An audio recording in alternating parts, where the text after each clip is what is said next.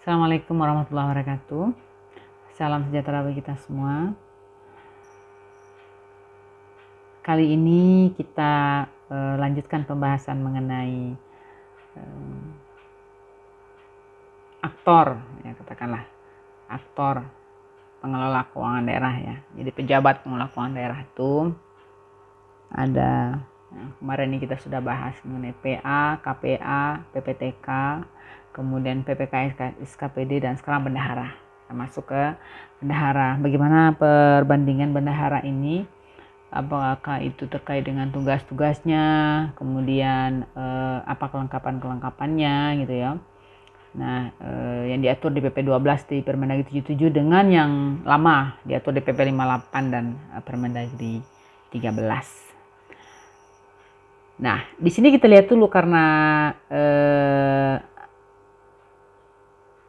pengaturan mengenai bendahara ini di PP 58 dan Permendagri 13 itu sangat nggak begitu banyak ya, sangat sedikit di pasal 14 kalau di Permendagri 13. Hanya ini saja, makanya yang kita sebutkan dulu, baru nanti kita bandingkan dengan apa yang berlaku atau perubahannya yang diatur di PP 12 dan Permendagri 7. Ada cuman 5 poin ya yang diatur di Permendagri 13 ini, yaitu kepala daerah atau PPKD menetapkan bendahara penerimaan, bendahara pengeluaran untuk melaksanakan tugas kebendaharaan dalam rangka pelaksanaan anggaran pada SKPD. Itu kemudian ditetapkan bendahara penerimaan dan bendahara pengeluaran itu adalah pejabat fungsional. Nah, itu yang sampai sekarang belum juga diatur ya. Pejabat fungsionalnya ini gimana nih gitu loh. Masih belum. Sudah dari 2005 ya. 2005 sampai sekarang 2021. Wow, udah lama sekali. Dan itu belum juga ada yang proses gitu loh. Yang memproses bagaimana sehingga wujud dari bendahara penerimaan dan bendahara pengeluaran itu menjadi pejabat fungsional. Ketika dia menjadi pejabat fungsional, maka dia nggak dibayarkan honor lagi. Nah, seperti itu.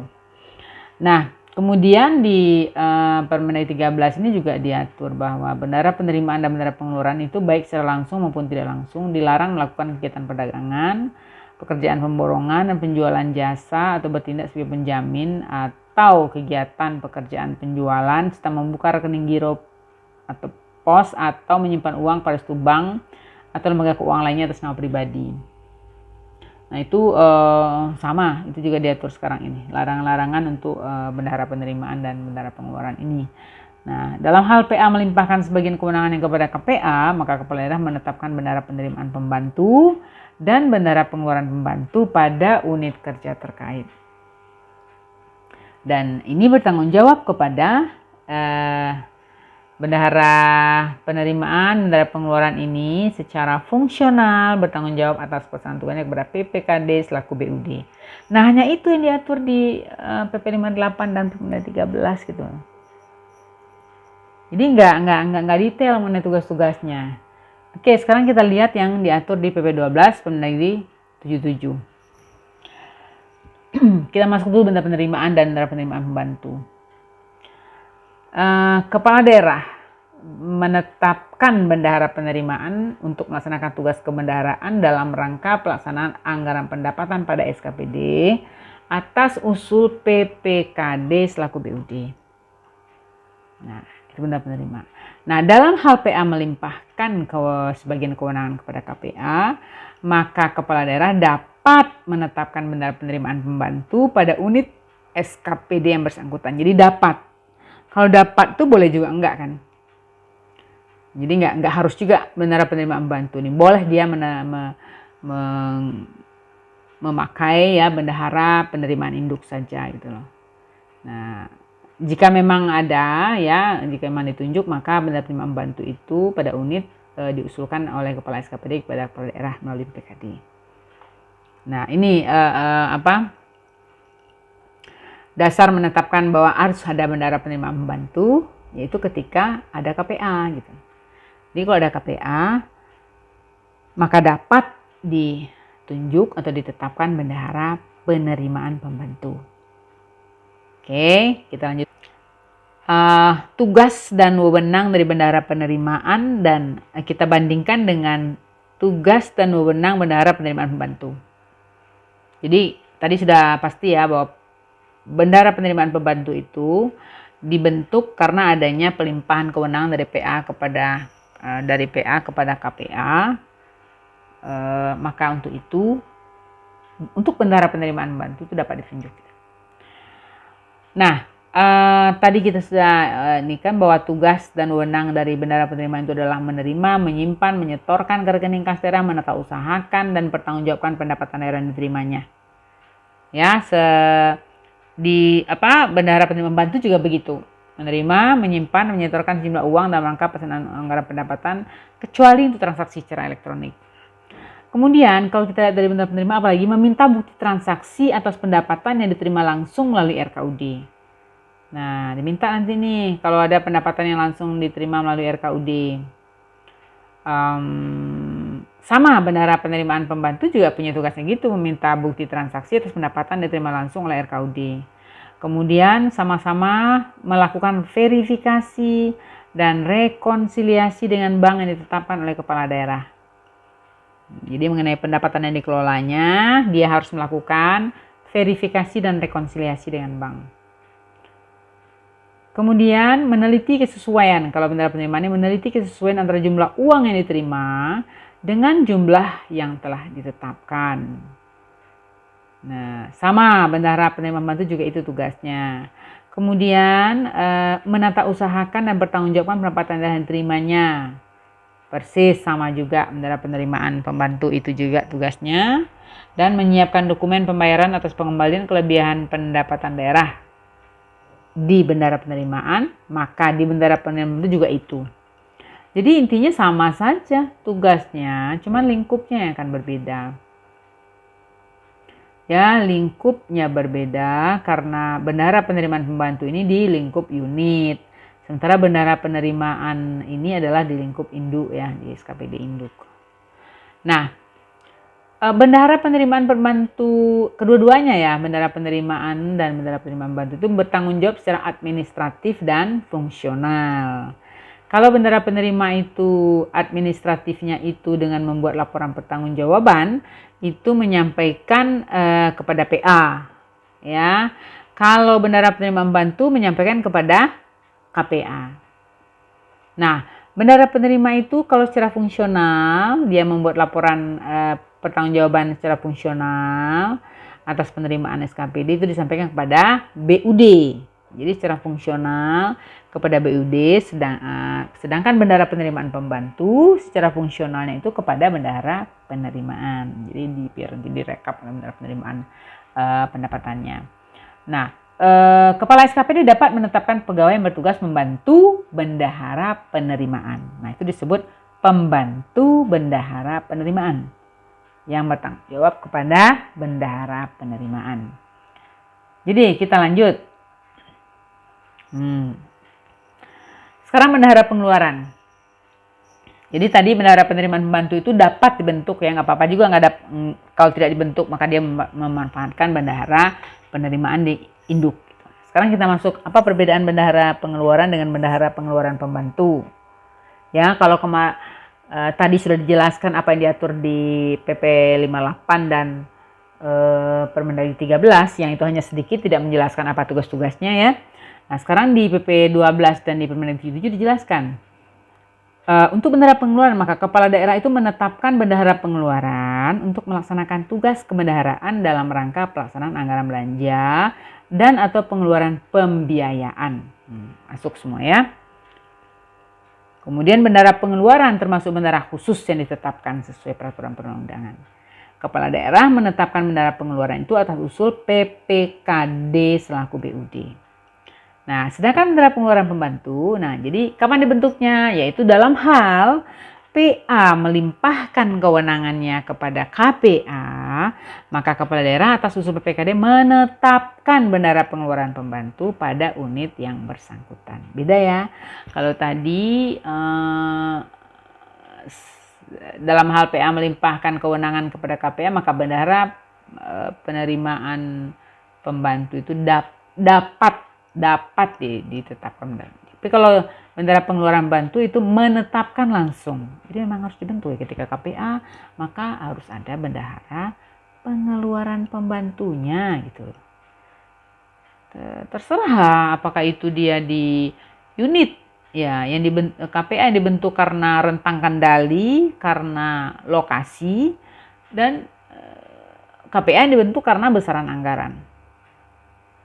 Yang pasti ketika bentuk KPA maka ada bendahara pengeluaran pembantunya gitu.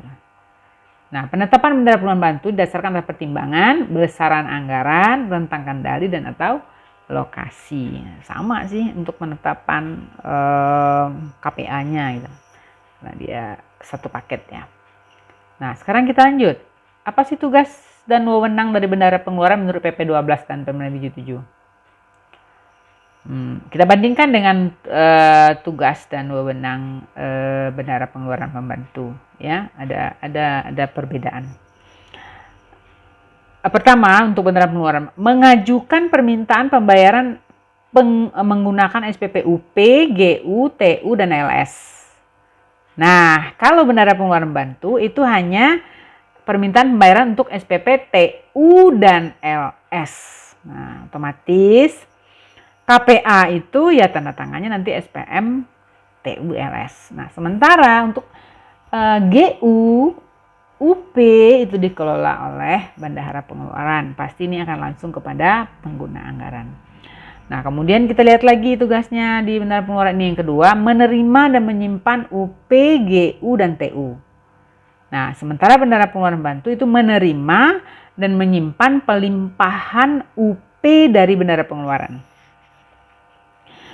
Jadi dia menerima pelimpahan UP. Jadi bukan uang muka ya, bukan uang muka. Kalau uang muka berarti nggak perlu bendahara pengeluaran pembantu berarti. Ya. Nah, selanjutnya yang ketiga, tugas dan wewenangnya melaksanakan pembayaran dari UP, GU, dan TU yang dikelolanya. UP, GU, TU. Nah, di sebelah juga bisa TU nih. Nah, kalau bendahara pengeluaran bantu itu menerima dan menyimpan TU dari BUD. Ya kan? Kemudian tadi kan sudah dia menyimpan UP. Nah, kemudian melaksanakan pembayaran atas pelimpahan UP dan TU yang dikelolanya. Dilakukan pembayaran. Ya. Kalau sama yang bendahara pengeluaran juga begitu. Nah, kemudian bendahara pengeluaran menolak, bisa ya, tugas dan wewenang itu adalah dapat menolak perintah bayar dari PA yang tidak sesuai dengan ketentuan. Sama, bendahara pengeluaran BPP juga gitu, bisa juga menolak. Nah, kemudian tugasnya lagi bendahara pengeluaran itu adalah meneliti kelengkapan dokumen pembayaran. Ya, kelengkapan dokumen pembayaran. Makanya bendahara pengeluaran itu wajib mengetahui ketika melakukan pembayaran. Contoh nih, pembayaran perjalanan dinas misalnya. Nah, apa dokumen-dokumen yang harus dilengkapi sebagai bukti ya untuk agar pembayaran itu dapat dilakukan gitu.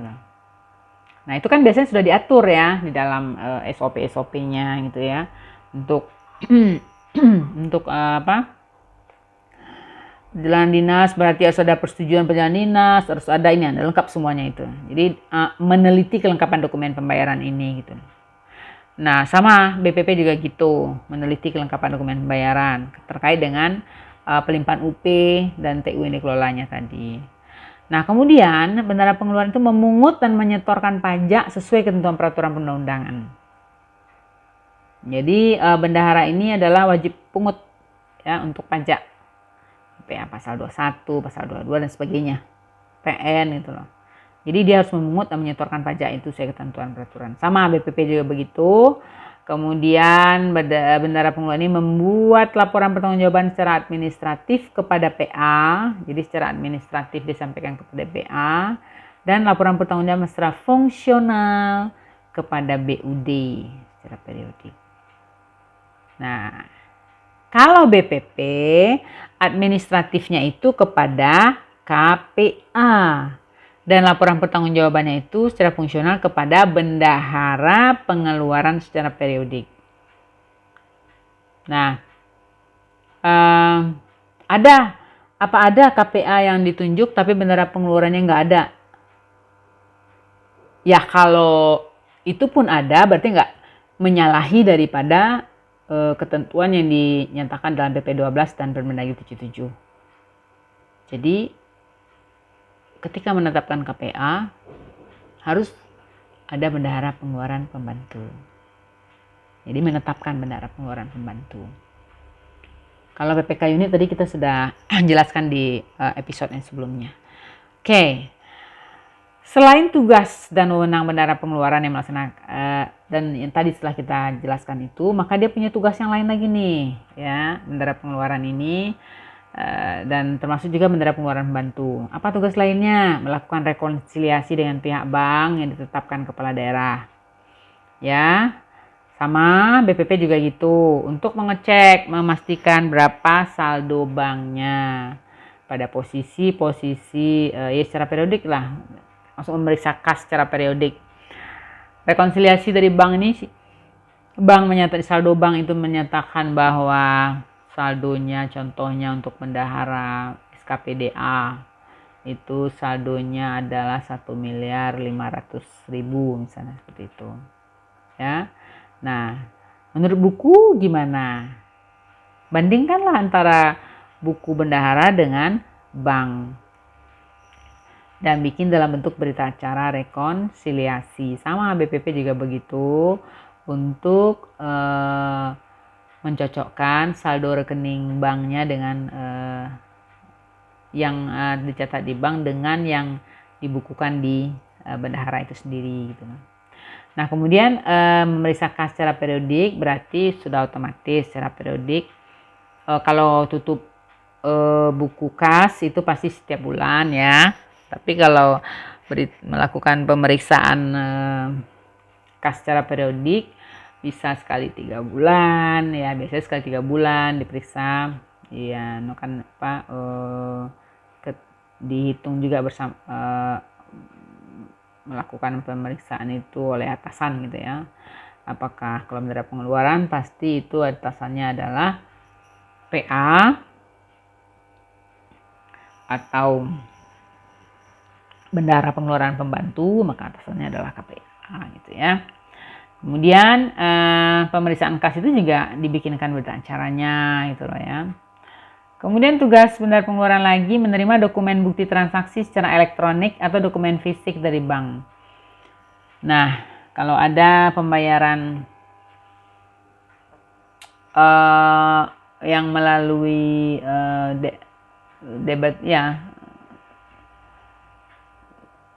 transfer uang ya, kita kan sekarang kan sudah non tunai ya, maka seluruh transaksi itu dilakukan dari rekening bendahara kepada langsung pihak ketiga atau pihak penerima. Nah itu semua dokumen bukti transaksi secara elektronik itu dari bank kita minta.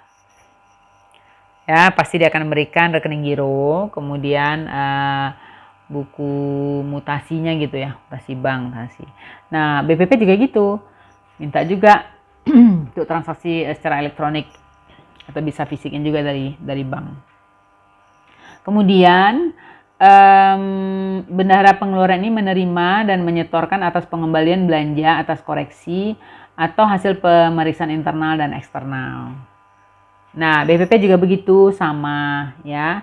Kemudian untuk bendahara pengeluaran, kalau tadi itu kan berarti ada kontra pos belanja, pengembalian belanja, ada temuan pemeriksaan ya. Kadang itu kan biasanya langsung pihak yang bersangkutan yang melakukan penyetoran. Nah ini kan sebetulnya itu menjadi tugas dan wewenang bendahara pengeluaran dan bendahara pengeluaran pembantu. Jadi sehingga akan tercatat bagi dia. Jadi dalam penyusunan ataupun jika melakukan kontrapos langsung dikurangi belanjanya ketika dia sudah store. Kejadiannya kan banyak yang langsung menyetor sendiri gitu. Nah itu jadinya menyebabkan kadang pada akhir tahun atau pada semesteran itu terjadi ketidakcocokan ya antara mutasi transaksi penerimaan dan penyetoran yang ada di bendahara dengan yang ada di kas daerah gitu loh. Karena ada uang masuk nih. Nah, rupanya siapa sih yang nyetor gitu loh kan. Rupanya pihak ketiga karena temuan nih, ada temuan pemeriksaan gitu loh kan. Nah, harusnya kan dia kalaupun kadang-kadang kan biasa gitu langsung setor, tapi kasih tahu, kasih dokumen penyetoran itu kepada bendahara pengeluaran. Tapi akan lebih baik jika itu memang tugas dan wewenang bendahara pengeluaran, maka ya udah bendahara pengeluaran yang menyetorkan gitu ya.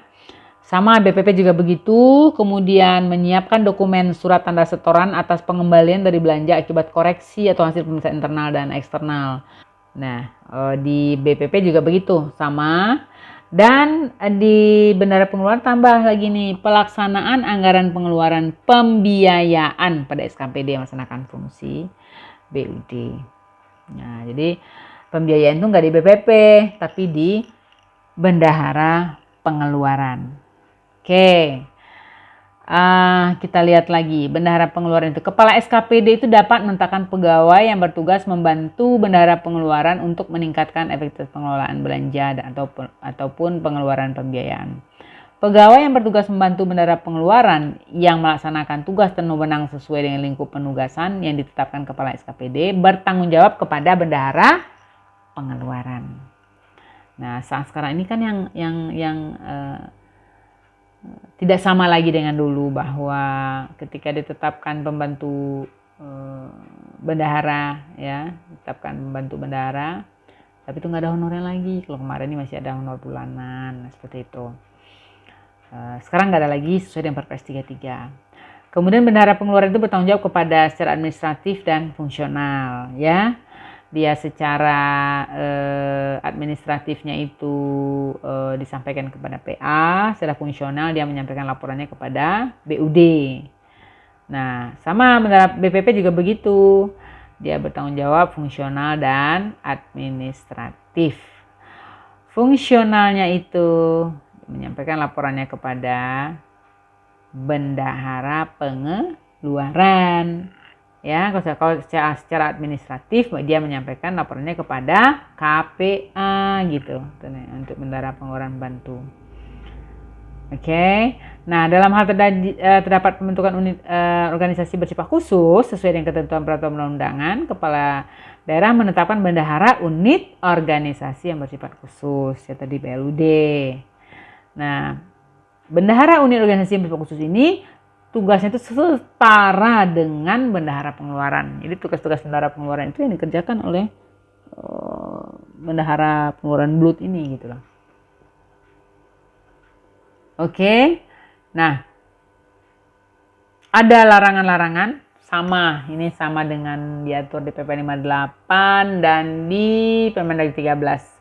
Jadi bendahara penerimaan dan pengeluaran itu dilarang melakukan aktivitas perdagangan, pemborongan, penjualan jasa, tadi kita nyatakan sama itu, bertindak sebagai penjamin terhadap pekerjaan, menyimpan uang pada suatu bank atau lembaga keuangan lainnya atas nama pribadi, baik langsung maupun tidak langsung, dan larangan berlaku juga terhadap bendahara penerimaan bantu, bendahara pengeluaran bantu, dan bendahara khusus lainnya.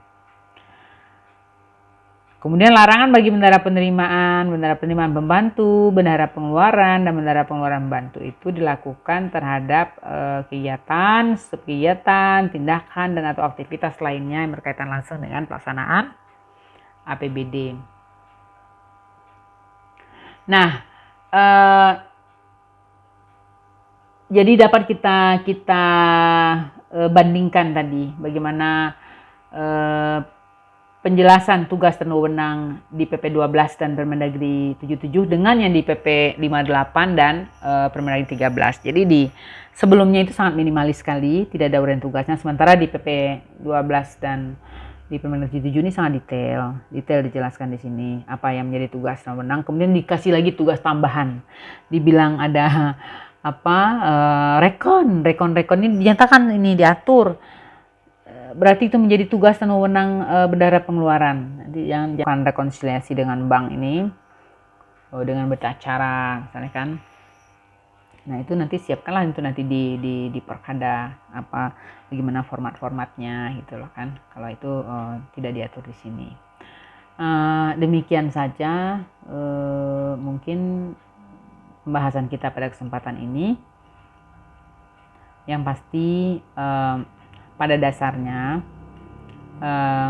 yang sebelumnya tidak diuraikan secara detail, maka di PP 12 dan di Permen 7 lebih detail ya, dan sudah pasti dengan adanya perubahan struktur belanja, perubahan akun-akun ya, kode-kode rekening, perubahan program dan kegiatan dan subkegiatan, sehingga itu berpengaruh kepada tugas-tugas yang dilakukan oleh bendahara pengeluaran dan bendahara pengeluaran pembantu, karena dia satu paket ya. Ketika PA, KPA, PPTK, PPK-SKPD, dan bendahara penerimaan atau bendahara pengeluaran, bendahara penerimaan pembantu, dan bendahara pengeluaran pembantu. Semuanya bekerja sama untuk melakukan pengelolaan keuangan daerah, pertanggungjawaban keuangan SKPD yang dikelolanya itu. Demikian saja, semoga bermanfaat. Wabillahi taufiq wal hidayah. Assalamualaikum warahmatullahi wabarakatuh.